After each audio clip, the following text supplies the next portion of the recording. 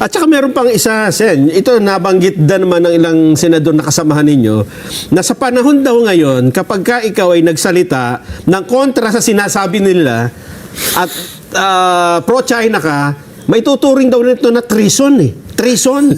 Ano ba ang...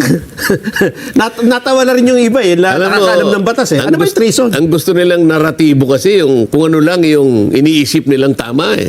Akala mo kasi, kung umasta, akala mo sila talagang nagmamahal sa ating mga kababayan eh. Mariringgan mo yung isa doon. Eh, ano mangyayari sa ating mga fishermen? Yung ating mga mangingisda? Gaganyan-ganyan nila. Kailangan malaman nila na may nagtatanggol sa kanila. Ay, ba't di sila pumunta ron para silang mag-guide sa ating mga fishermen? Paano mo gagawin? Wala naman silang ginagawang pamamaraan. Abuti nga ako, nung makausap ko yung ambassador, pwede ba nating mapag-usapan sa susunod na mga panahon? Magsimula tayo kako sa traditional fishing rights. Yes, Mr. Senator, sabi niya.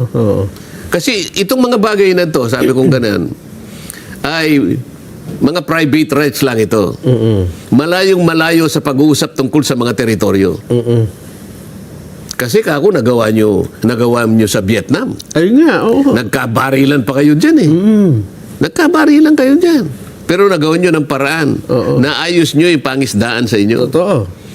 Meron din kayong sigalutan ng India. Naayos nyo rin. Nagkabarilan din doon. No, kanyo. Kamuntik ng nag-nuclear. Naayos din. Sa Japan. Ay, mas matindi. Naayos nyo rin yan. Oo. Tayo So, ba hindi naman pala imposible dito. Tayo ba naman kako, hindi natin maayos. Yun ang gusto namin gawin eh. Oo. At kung Pero ayusin tigilin lang sana natin yung patutsadahan. At noon sa dinidiscuss ko eh, pati nga doon sa oil exploration at saka yung gas exploration, pinakita ko yung dalawang mapa dated 2013 and 2024. Sa pagdaan ng panahon, kahit na nagbarilan, naggera ang Vietnam at saka ang China, nagawa pa nilang ayusin ang kanilang na-manage nila. Hindi ko sinasabing naayos. Na-manage nila kung ang pag-uusapan ay yung ikauunlad ng kanilang bansa. Parehong napakinabangan. So kapag ka pala pinag-uusapan national interest, pwede nilang isang tabi kahit sandali lang. Ilan ang oil exploration sa Vietnam? Ilan po?